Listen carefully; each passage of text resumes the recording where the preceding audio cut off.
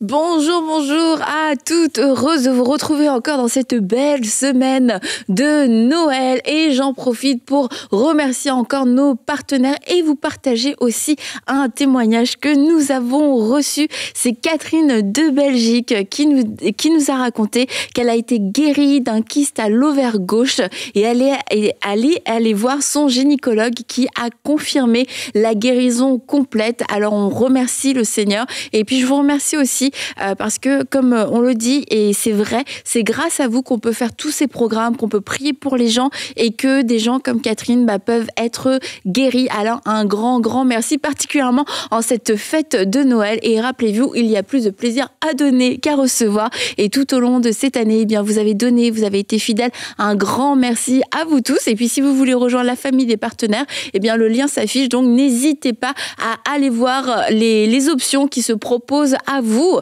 Et on va terminer cette semaine en parlant de générosité, en parlant de mission. Bonjour Aurélie, bonjour Stéphanie. Bonjour bonjour Sonia. Bonjour Sonia. Bonjour Sonia, tu vas bien Ça Sonia? va très bien, merci beaucoup. Et écoute, nous sommes très heureuses de terminer cette semaine avec toi. Ben Je oui. sens que ça va être très dynamique. C'est un plaisir d'être ici avec toi, Annabelle. Et tu vas nous raconter en fait ton parcours qui t'a amené à faire des voyages missionnaires depuis maintenant 13 ans. Et je crois que ta passion est contagieuse et qu'à travers tout ce que tu vas pouvoir nous raconter, ce que tu vis, comment le Seigneur t'a amené aussi dans tous ces projets, que plusieurs en cette fin d'année vont aussi réaliser, accepter peut-être l'appel qui est le leur. Alors ça peut être la mission. Vraiment, je prie qu'il y ait des femmes missionnaires qui se lèvent après ça, parce qu'on va parler aussi de la mission un peu où ça en est selon toi en ce moment, mais qu'il y ait des femmes qui se lèvent dans la mission. Vraiment. Donc toi Sonia, comment ça a commencé? Est-ce que c'est un rêve de petite fille? Tu savais depuis ta vie c'est t'allais sûr faire ça? que moi, je suis née dans une famille chrétienne. Mon père, ma mère était pasteur, alors j'ai quand même la gêne d'aider son prochain assez fort. Alors, on m'a enseigné beaucoup comment aider son prochain, tout ça. Fait que si j'y vais, adolescent, normal, hein, on donne la bizarre à nos parents, et voilà. Toi aussi t'as fait ça? Ouais. Même beaucoup chrétienne, de misère. ça nous encourage. Fait que, c'est ça. Si vous êtes une maman d'un enfant, d'une jeune fille qui vous donne de la difficulté, soyez patiente. Regardez Elle peut ce que sortir ça comme donne. moi. Elle peut être missionnaire. Vous savez pas. En plus, Sonia a eu des jumeaux qui n'ont... les jumeaux à Sonia, nos enfants, les enfants de Pasteur Paul, c'était les tannants de l'Église un peu. Là. Fait que moi, j'attends qu'ils deviennent quelque chose aussi. Là. Ils le sont déjà. Mais attends, j'attends encore plus. Du coup, pas cette adolescence. Fait que, écoutez, moi, j'ai donné ma vie à Christ. J'avais 15 ans, quand même. Fait que je suis revenue vraiment au Seigneur. Et je me rappelle de là, le moment exact où Dieu m'a mis à cœur d'être missionnaire. J'avais 15 ans. J'étais assise dans mon salon. Et je pense que je l'avais partagé, Stéphanie. Je lisais... Fait que là, ça va dire mon âge, là. Je lisais un Reader Digest. C'est vieux, ça. Je lisais un petit article qui parlait des enfants qui sont vendus comme esclaves sexuels, comme travailleurs, tout ça. Dans des pays étrangers, il nommait 4 pays dans lesquels le trafic des enfants se faisait. Et le Saint-Esprit me saisit. À 15 ans, j'étais assise dans mon salon et j'ai commencé à pleurer, mais à pleurer. Et nouvellement chrétienne, retour au Seigneur. J'ai tombé à genoux, j'ai commencé à prier pour eux. Seigneur, fais quelque chose. Et j'ai vraiment senti le Saint-Esprit me dire, un jour, tu te lèveras et tu iras vers eux. Un jour, tu te lèveras et tu iras vers eux. Fait que ça, je savais qu'il y avait quelque chose que Dieu m'appelait à faire. De quelle forme? Un missionnaire, on l'a souvent d'une certaine forme, mais Dieu, le ministère, Dieu te le fait de toutes sortes de formes. Ici, c'est un beau ministère, il est une autre forme, et c'est ça que Dieu aime faire, de prendre les talents, la personnalité d'une personne et faire quelque chose d'extraordinaire dans le ministère pour appeler des gens à le suivre. Et du coup, tu as fait quoi de ça après tes 15 ans? À 16 ans, c'est ça, là. Là, tu reçois un appel, mais il y a un long temps de délai avec le Seigneur. Je ne sais pas si vous le connaissez comme moi, là. C'est long, des fois. Alors, moi, j'ai fait ma vie. Je me suis mariée. J'ai eu des enfants. Et c'est là aussi, je travaillais dans un travail séculier, dans la vente. Je suis bonne vendeuse. Je sais pas si vous le savez. Je suis très bonne vendeuse. Alors, je vendais dans la vente et j'étais dans la vente et le Seigneur m'a mis vraiment à cœur de faire quelque chose de plus. Et j'étais insatisfaite avec ma vie professionnelle. Je voulais plus de la vie. Je voulais faire plus. Et c'est vraiment cette soif-là qui m'a poussée à aller dans une banque alimentaire où j'ai commencé à travailler. Fait que j'ai laissé mon travail séculier et j'ai fait le saut de vendre le bien à des compagnies. Fait qu'aller chercher de la nourriture, aller chercher des vêtements, mais aller aussi monter des levées de fonds, aller chercher des fonds de différentes compagnies, des fondations et tout ça. Alors, pour soutenir la banque alimentaire, là, dans laquelle j'ai travaillé pendant 18 ans. Ah ouais, wow. Et lequel je travaille encore quelques jours par semaine avec l'émission et tout ça en même temps. Là. Quand tu as des clients qui sont donateurs, est-ce qu'à ce moment-là, quand tu étais dans la banque alimentaire super impliquée, est-ce que tu te disais, en fait, c'est ça peut-être ma réponse à la mission? Oui, ou c'est ça vrai. te revenait de te dire, non, il y a peut-être autre chose? Exactement ça. C'est la banque alimentaire, pour moi, a été pour pratiquer, pour apprendre, pour être enseigné à faire beaucoup de choses. Parce que quand tu travailles dans un organisme, tu fais tout. Tu laves la toilette puis tu fais appel le donateur. Tu fais tout. Et c'était des donateurs énormes, Sonia. Des fonds incroyables. J'ai été chercher des palettes de nourriture là, incroyables qui vaut, on peut le dire maintenant, des millions de dollars que tu as cherché. Vraiment. Vraiment, par la grâce de Dieu, tu sais, je vais vous... une petite anecdote, vraiment vrai rappel sur la banque alimentaire. On reçoit des dames, des CLSC, tout ça, est enceinte, situation de détresse physique et émotionnellement, est enceinte, elle va accoucher dans 2 semaines, elle a rien pour son bébé, elle a 2 ados à la maison, abandonnés par son mari, son conjoint, et elle frappe à notre porte puis elle demande de l'aide. Fait que moi, je fais de la sollicitation, fait qu'on m'appelle, on me dit, t'as-tu quelque chose pour elle? Là, je regarde dans nos entrepôts, tout ça, rien. Alors, je me dis, Seigneur, pourvois pour cette dame-là. Et c'est ça que je fais. Je commence à appeler. J'appelle des compagnies, j'appelle des magasins, je raconte l'histoire. Pouvez-vous m'aider? Fait que j'ai beaucoup de noms. Fait que ça, quand on est en sollicitation, on est habitué à se faire dire non, mais on continue pareil. C'est la persévérance. C'est ça, c'est là que j'ai appris ça aussi. Alors, je continue et je tombe sur un monsieur propriétaire. Je lui raconte l'histoire. Il me dit, oui, je vais t'aider. Rappelle mon gérant le lendemain. Parfait. Le lendemain, je rappelle. Oui, bonjour. Votre patron me dit que vous aviez une bassinette, un lit de bébé pour ma madame qui a rien, absolument rien. Fait qu'il dit, oui, j'ai ça pour toi. T'as-tu besoin d'autre chose? Je dis, bien sûr. J'ai dit, j'ai besoin du matelas qui va dans la bassinette. Tu sais, pas les deux, là, ça prend les deux. Fait qu'il dit, oui, j'ai ça pour toi. T'as-tu besoin d'autre chose? Je dis, ben oui, j'ai besoin de toutes les couvertures, le contour, tu sais, tout cute, là, ben beau. Il dit, oui, j'ai ça pour toi. T'as-tu besoin d'autre chose? J'ai dit, ben oui, j'ai besoin d'autre chose. J'ai besoin de la table à langer. Il m'a dit, oui, j'ai ça. T'as-tu besoin d'autre chose? J'ai besoin du bureau. Oui, j'ai ça. T'as-tu besoin d'autre chose? Je dis, oui, je veux avoir la poussette pour le bébé. Il dit, oui, j'ai ça. T'as-tu besoin d'autre chose? Il a continué. À un moment donné, à la fin, moi, je me rappelais tout ce qu'il y avait dans ma chambre de bébé, de mes fils. Je me dis, là, faut pas que j'oublie ça. Puis là, il me le disait toujours, t'as-tu besoin d'autre chose?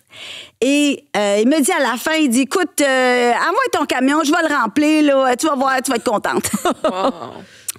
Et je me suis assise et j'ai pris le petit papier. J'ai dit, Seigneur, tu viens d'accomplir le miraculeux pour elle à travers moi. Wow! Et ça, là, ça m'allume. Ça, pour moi, là, c'est être un outil entre les mains de Dieu pour aller toucher des gens qui sont dans le besoin. Mais plus que ça, là, alors que on a été porté chez cette dame tout le matériel pour son bébé, elle m'a rappelé en pleurs. Puis elle me dit, je sais que vous venez de l'église, elle dit, moi, ça fait longtemps que j'ai abandonné le Seigneur. Elle m'a dit, là, je pensais, j'avais prié, je dit, Dieu, est-ce que tu m'as abandonné? Est-ce que je suis seule? Et là, Dieu m'a répondu. Dieu, il est venu me chercher là où je suis. Et la dame, elle a recommencé à venir à l'église. J'ai pas dit un mot. J'ai pas dit un mot. C'est Dieu qui a agi pour elle.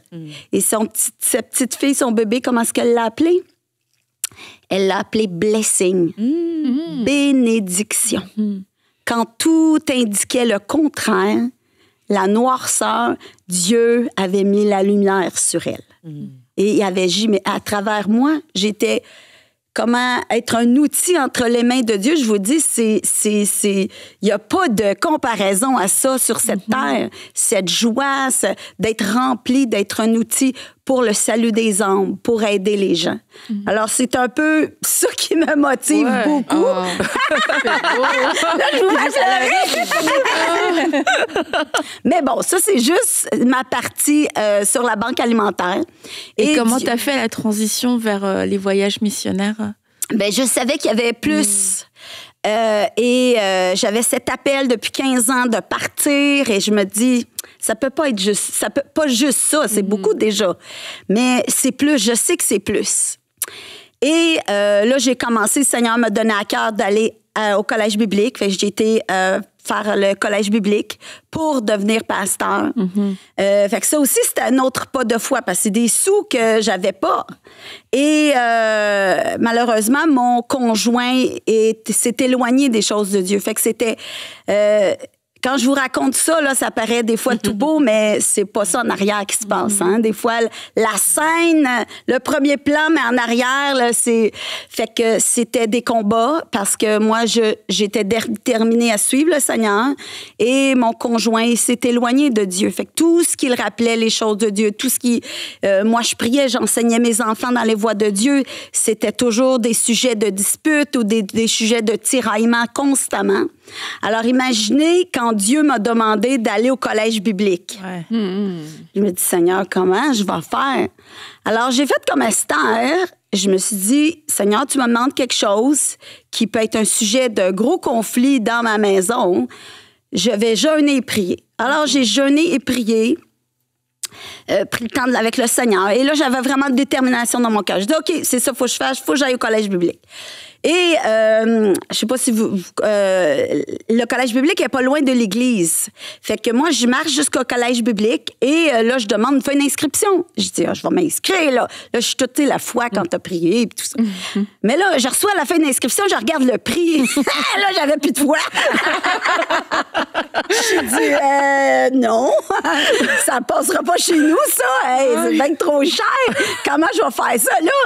C'est vraiment... Je m'en vais tout encouragée. Je prends une feuille, je te la foi.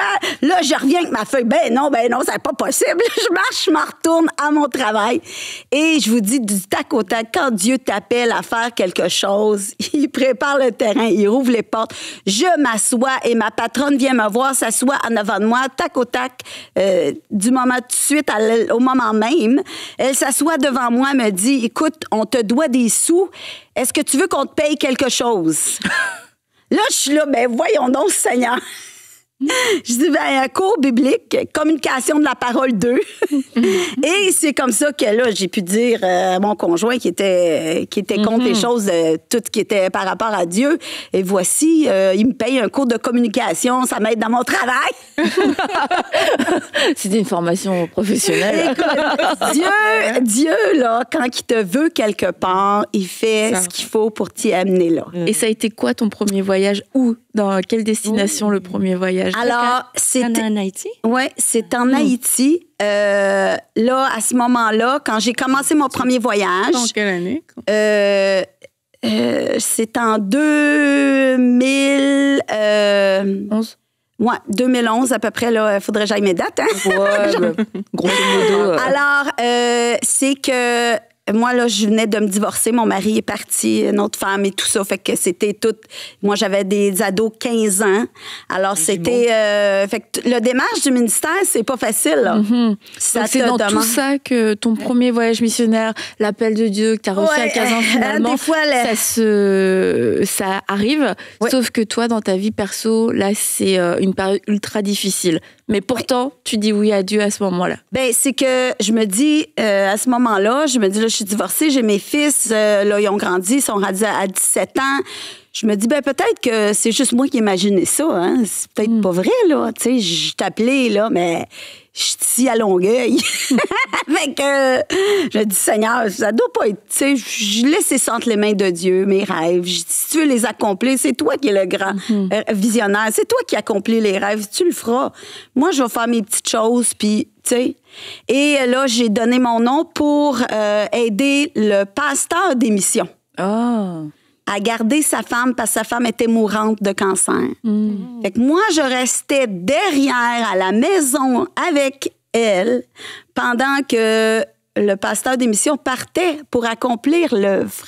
Ah, wow! Fait que le conflit était pas facile à l'intérieur. Tu sais, l'envie, tout ça, hein, ça se joue. Mais, tu sais, c'est toutes des décisions. Je vous dis, là, le chemin, le parcours d'un ministère, c'est une décision. Petite décision, petite décision. Ouais. C'est pas... c'est fait. Une ligne droite, là, puis ça...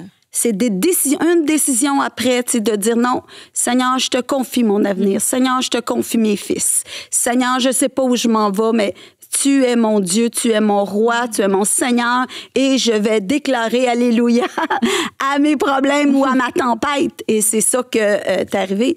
Fait que le pasteur d'émission revenait le soir et je lui jasais. Je disais, moi, tu vois, j'ai déjà eu un rêve d'être missionnaire, mais ça doit pas, tu sais. Ben, là, il me dit, ben, pourquoi tu viens pas? Je dis, ben oui, pourquoi je viens pas? Des fois, c'est dans notre tête. Oui. Je vous le dis, les obstacles sont dans notre tête. Des fois, Dieu, il y a juste besoin... Il y a les deux, dans notre tête, dans la vie. Mais... des fois, les pires sont dans notre tête, par exemple. Ça, t'as raison. Ouais. Fait que des fois, Dieu a besoin juste de t'enlever les écailles que tu as dans les yeux, de t'ouvrir les yeux. Et je me suis dit, OK, je fais mon premier voyage missionnaire, puis je m'étais dit, d'un coup, j'aime pas ça. D'un coup, tu sais, je t'ai appelé 15 ans, ça fait longtemps que je rêve ça, puis d'un coup, j'aime même pas ça. Ça va être réglé, tu sais. Alors, je pars pour mon premier voyage missionnaire en Haïti, mais ça a été une piqûre, ça a été mon premier qui a chambourlé. Ah ouais. J'ai eu d'autres après. Là, je suis revenue, là, je pouvais plus arrêter. Okay. Là, j'ai dit à mon pasteur d'émission, là, je veux préparer un autre, là. Fait que là, je préparais un autre. Pardon? Qu'est-ce qui s'est passé là-bas à Haïti? C'est un coup de cœur. OK. C'est comme si un morceau de casse-tête fitait. C'est comme si... Wow, c'est pour ça que je suis créée. Okay. Tu sais, ouais. Tu sais, des fois, quand... moi, j'ai beaucoup de leadership, j'ai beaucoup de caractère. Non. Elle s'en prend pour faire ce qu'elle fait pour être à la mission. Puis là, quand tu te dis, quand tu arrives face à quelque chose qui te défie, puis que là, tu... L'impossibilité. Tu dis, wow, c'est pour ça que j'ai été créée avec toutes mes choses. Je pensais que c'était des défauts, mais c'est des qualités. Mais aussi, tu sais, quand sur le voyage missionnaire, les dons qu'elle avait de la banque alimentaire, elle est allée chercher des médicaments, de la nourriture, du riz. Tu sais, c'est pas juste... C'est super bien organisé, mais aussi, ça répond à plein de besoins alimentaires, tout ce qui est médical. Et c'est incroyable, le bien que tu fais quand tu vois toutes tes équipes, tu fais vivre ça à d'autres personnes qui ont la... Et là, tu as fait combien de voyages missionnaires aujourd'hui? Oh, je pourrais pas les compter. J'en fais, j'en fais peut-être 6 par année, 6, 7 par année. OK. Fait que, et là, j'ai commencé parce que, oui, il y a l'international, mais je fais aussi le domestique qui est sur les communautés autochtones. Alors, Dieu, puis c'est drôle, des fois, hein, Dieu, on prie, puis on sait pas nos paroles, mais je priais, Seigneur, ouvre les portes pour les nations. Et là, on m'a ouvert les portes pour les Premières Nations. Tu penses, je te dis, des fois, on a une conception de choses, puis Dieu change la façon de voir. Fait que c'est vraiment Dieu m'a ouvert les portes pour les Premières Nations. Je reviens du Nunavik. Ceux qui nous écoutent, allez voir. Il fait très, très, très, très froid. Ouais, c'est vraiment en haut, sur la pointe du Québec. C'est très, très bon.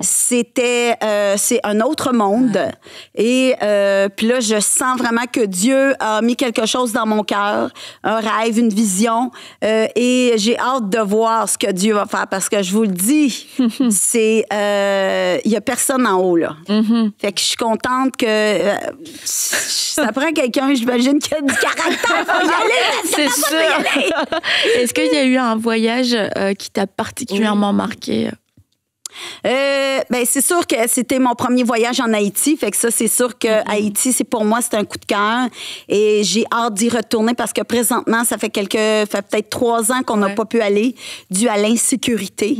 Et là je repars en février. Madagascar, c'est un pays c'est les enfants, une épidémie. Les enfants dans la rue. Tu imagines ça? T'arrives puis t'as des enfants partout abandonnés qui sont seuls. Pour moi, ça, plus qu'un pays, c'est le besoin qui m'appelle tout le temps. Dieu m'appelle là où c'est le plus difficile. J'ai pris la charge de Mission Nouvelle Vie. On faisait Haïti au début et là, Dieu m'a appelé à faire d'autres pays. J'ai fait Inde, j'ai fait aussi le Pakistan. J'ai fait le Bangladesh. Les Philippines. Et les Philippines avec ma belle amie Stéphanie. Mais ce qui était touchant, les Philippines, c'est qu'on est allé dans les bidonvilles. Raconte les jeunes filles, les jeunes enfants qui se font filmer. Ce qui est le dark web. Non, c'est avec International Justice Mission. IGM. C'était fantastique, c'est triste à dire parce que c'est tellement triste, mais de voir des organisations. Raconte comment les. Moi, ce que j'aime, c'est de travailler avec d'autres organismes. Tu peux pas faire ça tout seul. Ça, on est le corps de Christ. Et c'est ça, des fois, qu'on a de la misère à concevoir. C'est mon territoire, c'est moi qui fais ça. Non, le corps de Christ est composé de mains, de pieds, de bras et de tout. Alors, moi, je fais une partie. Et si un autre organisme vient dans le même territoire, mais fait une autre partie, on est complément. Alors, moi, quand on est allé aux Philippines, je travaille beaucoup, j'aime beaucoup IGM, International Justice Mission. Eux, c'est une organisme hors du commun. C'est des avocats, c'est des détectives, des policiers qui enquêtent pour faire sortir les enfants du trafic humain, justement là où j'avais été appelée. Et pour moi, ça a été une signification incroyable où je suis allée dans une maison d'enfants qui ont été retirés du trafic humain. Alors, j'ai fait de l'animation, on partagé la parole, j'ai amené des donations et on a même construit un parc pour eux. On a fait... Tous les dons, qui n'est pas doué. On a fait toute la mosaïque. On a travaillé fort. Pour moi, ça, c'était l'accomplissement de mon rêve quand j'ai eu à 15 ans. De mettre les pieds dans cette maison d'enfants qui ont été trafiqués et qui ont été sortis rescue, sauvés par un organisme, c'est que moi, j'ai pu contribuer à leur bien-être, j'ai pu contribuer, on a donné des fonds aussi pour pouvoir aider à d'autres enfants à s'en sortir, tu sais. Et, mais c'était inimaginable de penser que des enfants dans ce... on prenait des photos, on leur demandait de prendre une photo, puis tout de suite, la petite jeune fille de 8 ans a fait une pause qui est très explicite, tu sais, parce que c'est son quotidien, qu'il y en a qui viennent la filmer sans aller plus loin dans les détails et de voir qu'on peut aider ces jeunes-là. Pour moi, c'est un voyage marquant. Et comment... Comme tu disais, quand ton premier voyage, tu vois des impossibilités, puis tu te rends compte, mais en fait, je suis la personne de la situation. Mais est-ce que, quelquefois, au cours de tes voyages, t'as fait face à certaines situations et là, tu t'es dit, mais... ça me dépasse, franchement. Et puis que même si Dieu a répondu, mais t'es sur le coup, vraiment là, là, Seigneur, je pense qu'on va pas pouvoir... Ben, comme je vous dis, moi, je travaille beaucoup d'organismes et j'ai donné mon nom pour être sur une équipe avec Samaritan Spurs. Je ne sais pas si vous connaissez Samaritan Spurs. C'est l'organisme de excuse-moi, tu parles trop bien. Trop bien. Ouais. C'est l'organisme de Billy Graham. Oui. Alors, et ils ont un département qui s'appelle DART, Disaster Assistant Rescue Team. Alors, ce département-là envoie des personnes sur des terrains de guerre, sur des terrains difficiles. Ils te forment, fait que t'as une formation d'une semaine, un training de sécurité, kidnapping, tout le kit, fait que tout ça. Et fait que moi, j'ai fait ce training-là. Et en 2022, février, la guerre en Ukraine a été déclarée. Et moi, j'ai reçu un appel le lendemain. On m'a demandé si je voulais déployer en Ukraine. Ouais, imagine-toi. Oui. OK. Alors, moi, j'ai une personnalité. Non, je suis différente, mais moi, j'étais bien excitée. Wow! Mais en même temps, c'est ma première fois, c'est qu'est-ce que je vais faire, tout ça. Mais je dis oui, je pars. Alors, on m'appelle le soir à 7h le soir et le lendemain matin, je suis dans un avion et je suis en route où j'ai été déployée en Pologne pour une semaine. Et là, l'objectif était de pouvoir aider les gens ukrainiens avec de la nourriture, avec des denrées, avec des matelas, avec des couvertures et tout ça. Alors moi, ma première semaine a été de trouver des distributeurs. Et là, tu vois, je faisais de la sollicitation. Ben, c'est ça. Moi, j'ai fait de la sollicitation. C'est ça, ma job. Fait que là, elle est rendue là en Ukraine. Fait que là, j'étais en Ukraine et Dieu l'utilise, ce don-là. J'appelle les compagnies. J'ai une traductrice. J'appelle les compagnies de la Pologne pour faire les achats de matelas, pour faire les achats de couvertures, mais en grosse quantité, là.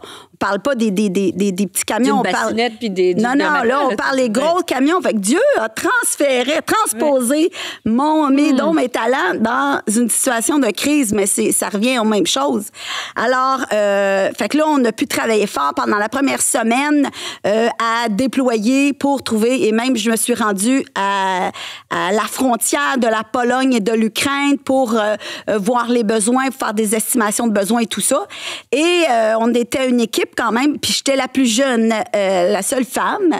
Il y en avait 2, mais eux autres, c'était dans d'autres départements. Et là, quand on a fait le tour, how many deployments, parce que c'est en anglais, how many deployments, ça fait combien de déploiements tu fais? Là, tout le monde, 10, 20, tout ça. Là, moi, j'arrive, ben là, c'est mon premier. Qu'est-ce que tu fais ici, toi? Ben là, je sais pas, là. Alors, ça, c'était ma première semaine et on travaille fort, du matin jusqu'au soir, beaucoup d'heures. Et un soir, je me souviens, j'étais fatiguée une journée, et un collègue me dit, tu veux-tu, il y a une petite rencontre de prière, tu veux-tu qu'on aille prier ensemble là-bas? Je dis, ah oui, j'en ai besoin. Et on marche, on s'en va dans une petite cellule et on commence à chanter, à louer le Seigneur. Et ça fait du bien être dans la présence de Dieu. C'est comme si tu peux tout te décharger parce que le travail, les pasteurs en Ukraine m'appellent. When are you coming? Quand est-ce que tu t'en viens? J'essaie, mais tu sais. Et là, le Saint-Esprit me dit dans mon cœur, tu vas marcher dans la vallée de l'ombre et de la mort, mais tu ne craindras rien, car je serai avec toi. Et cette verset revenait dans mon cœur. Et le lendemain, c'est là que j'ai appris que je rentrais en Ukraine, que je traversais la frontière et que je rentrais sur la base qui était à Lviv, en Ukraine, qu'on avait établie là-bas. Alors, le lendemain, on a traversé en autobus, on traverse la frontière. L'armée américaine, tu la vois, les canons qui sont déployés vers l'Ukraine parce qu'ils veulent pas que les missiles, tout ça, arrivent en Pologne. Et je suis rentrée en Ukraine. Ça, c'était quand même quelque chose, un choc. Mm-hmm. Tu sais, t'as sur la route, t'as les sacs de sable, là, tu dois faire les gros X en métal, les barbelés partout, c'est quand même impressionnant. J'ai jamais vécu ça, là. Alors, moi, je rentre là et on s'en va sur la base où on avait été établi. Et là, moi, je travaille pour pouvoir trouver des camions. Et ça, l'impossibilité. Comment peux-tu trouver une compagnie? J'appelais des compagnies de location, me prêter louer des camions. Ils veulent pas envoyer leurs camions des champs de guerre. Ben voyons donc. Fait que là, écoute, je travaillais fort et j'avais une petite chaise que je m'étais mis. Je me souviens, elle est verte. Et là, j'étais souvent découragée. Là, je chantais des chants. Je me mettais de la musique de louange. Dieu de l'impossibilité. Dieu qui est capable. T'es où, Seigneur? Ouvre les portes, Seigneur. Donne-moi faveur. Puis là, les pasteurs m'appelaient dans les villes qui avaient été bombardées. Qu'est-ce que vous faites? On a besoin de vous. Envoyez-nous de la nourriture. Envoyez-nous. Puis là, j'essayais, mais je trouvais pas de camion. Je trouvais pas aucun véhicule pour faire le transport de la nourriture qu'on avait achetée en Pologne qui s'en venait. Alors, écoute, ma petite chaise, là, j'étais là souvent. Si vous vivez des choses difficiles, trouvez-vous une petite chaise, un petit lieu de prière, là. Quand ça va pas, c'est là que tu vas et tu cries à Dieu. Parce que c'est la seule chose, là. Comment est-ce possible que moi, une petite fille du Québec, arrive en Ukraine, puisse faire quoi que ce soit pour aider ces familles-là? Je suis en dehors de mes compétences. Alors là, je dis à un des pasteurs qui m'appelle, je dis, écoute, je cherche des camions, j'ai besoin des camions, j'en ai pas. Il me dit, va voir tel pasteur à Livre dans une église, il y a bien des ressources, il pourrait peut-être avoir quelque chose. Je me rends et moi, je me déplace avec des traducteurs, avec des véhicules, fait que je sors sur des terrains qui dangereux. J'ai eu des alertes à la bombe. Il a fallu que j'aille dans les abris de bombes et que j'attende et tout ça. C'était réel, là. Mm-hmm. Et je me suis rendue dans cette église-là. Il m'a dit, qu'est-ce que tu as besoin? Il me demande, what do you need? Je dis, j'ai besoin des véhicules pour faire transporter de la nourriture dans les villes affectées, Kiev et tout ça. How many do you want? Comment t'en veux? Je dis, j'en veux 10 camions avec des chauffeurs. Je vais payer le gaz et tout. Il dit, quand est-ce que t'es veux? Ben, j'ai dit, là, on était dimanche. J'ai dit, j'ai veux mercredi. Il dit, ben, tu vas les avoir. Je dis, t'es sûr? C'est moi qui doutais! T'es sûr, là? Il dit oui. Il dit, tu veux 10 camions? Je vais te les avoir mercredi. Tu vas les remplir de nourriture. Tu vas les remplir de gaz. Puis moi, je vais te fournir les camions et les gars. Et là, j'étais, wow, le Seigneur vient de répondre! J'étais dans tous mes états, là. Écoute, la nourriture, elle venait, les camions s'en venaient. Là, ça allait bien. Là, le mercredi... il y a une chute. Ah ouais, attends, j'ai pas fini. Je vais vite, j'avance.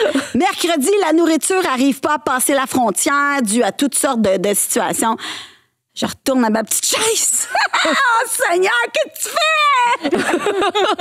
J'ai besoin que tu fasses l'impossible. J'ai besoin de faire transporter la nourriture. J'ai besoin de mes camions. Et là, la nourriture est rentrée jeudi après-midi. J'ai fait venir mes camions vendredi. Vendredi matin, à 7 h le matin, je remplissais toutes les vannes. Je priais pour chacun des chauffeurs pour leur dire que Dieu te protège, te garde, parce qu'ils allaient dans les territoires qui étaient bombardés. Et ils sont partis. Moi, je partais à midi pour prendre mon vol pour revenir.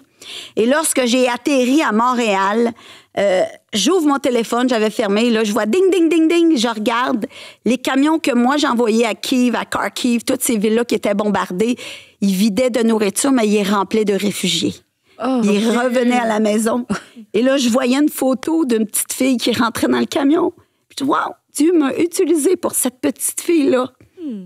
Un outil que Dieu s'est servi de moi pour, même si ça aurait été juste une, mais ça a été plusieurs. Mais Dieu s'est servi de moi pour accomplir l'impossible. J'aurais jamais écouté, à 15 ans, j'aurais jamais pensé ça. Tu me fais pleurer encore. La première fois, je l'entends. Mais c'est sûr, c'est émouvant tout ça. C'est trop émouvant. Mais, oui. Vas-y, je voulais pas te couper. Non, c'est bon.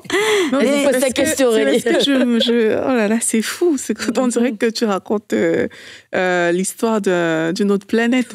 Mais comment on fait? Comment tu te prépares pour aller en mission? Et quel est l'état d'esprit que tu as?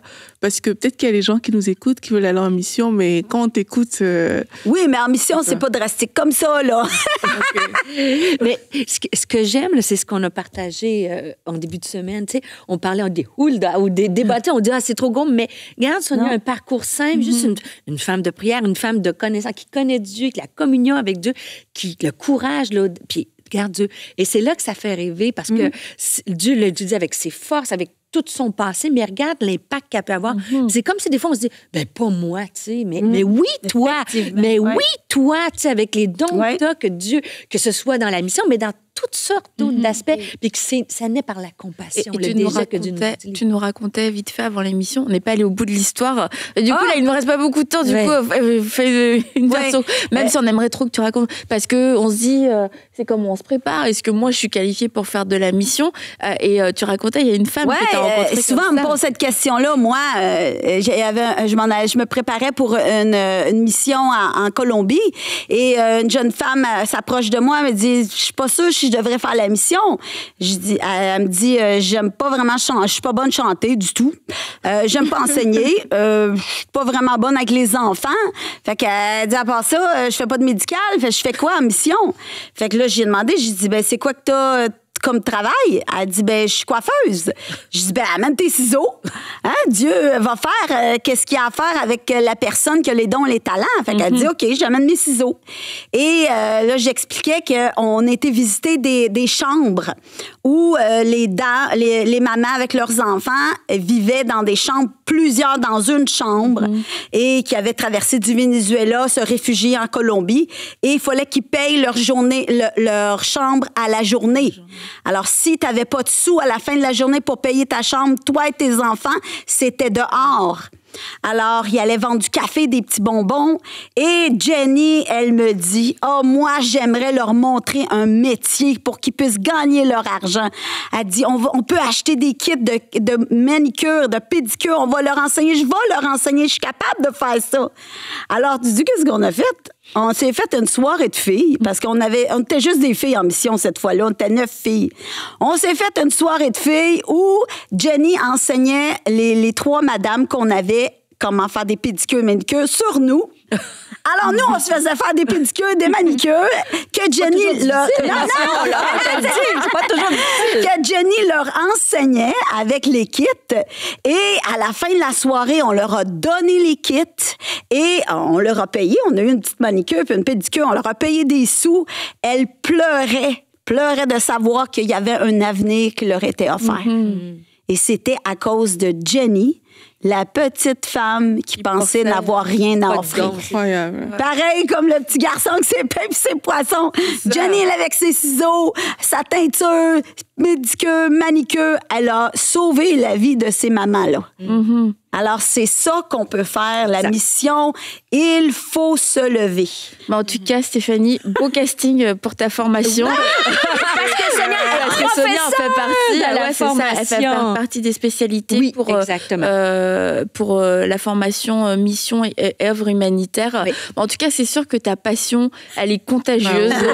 Et puis, ton rire est contagieux, mais ça aussi, mais de voir comment Dieu t'a utilisé, comment Dieu utilise les gens aussi autour de toi. Stéphanie a eu l'occasion de nous partager un petit peu aussi quand t'es partie et comment ça a été des expériences marquantes. Et je pense que c'est important d'en parler. Et puis tu d'en parler, j'aime que t'en parles aussi avec beaucoup de joie, parce que quelquefois on peut avoir un regard un petit peu austère sur la mission, ça fait peur et tout. Mais en même temps, il y a des choses défiantes, comme tu l'as dit. Mais en même temps, tu l'as compris avec beaucoup Annabelle de joie. et Aurélie, la prochaine mission. Au Madagascar. Là, c'est pas de la pédicure, on travaille fort. À le faire. Ouais, toi, c'est sûr. Vous allez avec Sonia, c'est extraordinaire et ça touche vraiment des vies. Et tout le monde, des fois, on pense qu'on n'a pas de dons, mais on a des dons. Alors, peut-être quelqu'un... Tout le monde est utilisé pour faire la mission. C'est Dieu qui vous utilise. On est des outils entre ses mains. Et c'est juste à nous de répondre à l'appel, de dire, oui, Seigneur, si tu utilises-moi. Là où tu veux, là où tu m'appelles. Et comme je disais, moi, mon objectif, c'est que les femmes qui entendent, les hommes et les femmes qui entendent ce témoignage-là puissent être poussés, propulsés vers la porte qui est ouverte, parce qu'il y a beaucoup de portes ouvertes, mais on a peur d'y rentrer. allez traverser cette porte-là. C'est des expériences extraordinaires qui vous attendent. Ça, tu... Il y en a qui tremblent en entendant tes témoignages, puis il y en a d'autres, ça a vibré. Ouais. Et vraiment, si ça a vibré dans votre cœur, c'est pas naturel, sachez-le. Ça vient du Seigneur. Donc, prenez le temps de mettre ça devant Dieu et qu'il puisse toucher votre cœur. Et aussi que vous puissiez vous approcher peut-être du département de la mission dans votre église, que vous puissiez regarder dans votre coin ou ailleurs ce qui peut se faire et comment est-ce que vous pouvez mettre cette chose-là en action. Après, pas à pas aussi, selon la saison dans laquelle vous êtes. Et puis, si vous voulez être formé et parce que vous avez déjà commencé ou vous voulez commencer, eh bien, je le rappelle, Sonia sera dans la formation que tu as créée, elcommunauté.com pour plus d'informations. On l'a dit ensemble, du coup, c'était... Vas-y. Vas-y, dis-le toi. En fait, ça commence le 25 janvier. Pour plus d'informations sur la L-Communauté, L avec un S, elcommunauté.com et tout l'enseignement sur le leadership et 3 cours de spécialité avec notre belle et précieuse Sonia. Et je sais que Dieu va élever une armée de femmes à travers cette formation-là. Et des femmes, on parle de Sonia, mais il y aura des Marie, des Annabelle, des Nathalie, des Aurélie qui vont... On parle de la mission, mais Dieu a une mission pour chacune. Effectivement. Il n'y a pas de grande et de petite mission. Non. Dieu t'a créé pour un but. En tout cas, je pense qu'on s'ennuiera pas dans ta... Non. Non, c'est sûr dans ta formation, ça va être dynamique, ne vous inquiétez pas. Merci beaucoup, Sonia, d'être venue nous partager ton parcours. Merci de m'avoir invitée. C'est vraiment un privilège de partager ma passion avec vous. Tu l'as partagé et c'est beau de voir ce que Dieu fait à travers toi, mais ce que Dieu fait aussi dans les nations et de se rappeler, il y a un monde en dehors de notre petit monde à nous. Il y a tout un monde et on peut faire une différence dans ce monde en comptant sur Dieu qui est un grand Dieu, qui peut nous équiper. Tu l'as dit, de la formation.